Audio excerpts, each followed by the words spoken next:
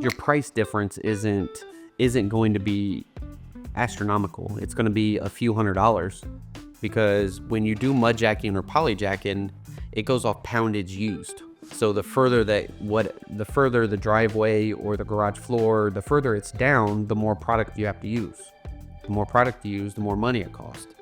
So at that point, you have to go, do I want to spend $7,000 to lift my garage floor and still have all the cracks? Or do I want to spend $8,000 and get a brand new garage floor? When we go out, we give those options, because if it's down a couple inches, absolutely use polyjacking.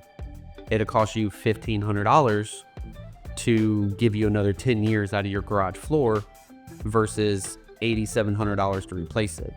A lot of people, when we go in and we do a repair, they think it fixes the cracks and fixes the fractured concrete, and it doesn't fix it, it repairs it. So you still have the cracks, but we took care of the reason why they were brought up, why they appeared.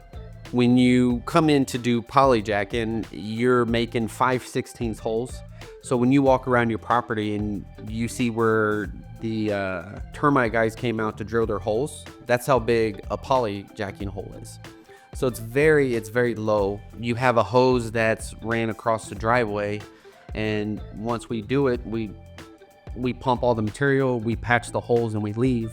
So we're not doing anything destructive to the yard, trees, anything in that aspect. When you go to replace, you bring in heavy machinery, you bring in skid steers, skid loaders, you're cutting into the ground, so it's a lot of damage that goes into it, and it takes 6 to 8 months to get your land back to where you want it, with the grass growing and everything in that aspect. That's not part of that replacement cost.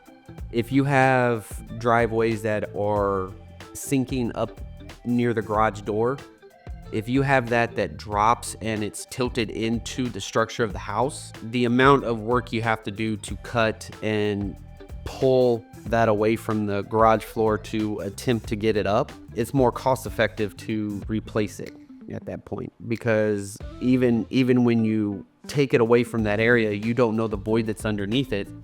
So when you go start the pumping, you might pump 20 to 30 pounds before you even get a sign of movement or a sign of resistance to start the recovery process. Sometimes patios, front porches are a big one, because when your front porch pulls away from the house, you need piers and then poly on top of it, because everything's setting on a cantilever.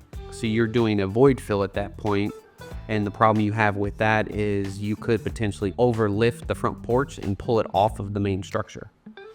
So in some cases, it's better to demo and replace to make sure that you have that solid on the structure that's designed to hold it.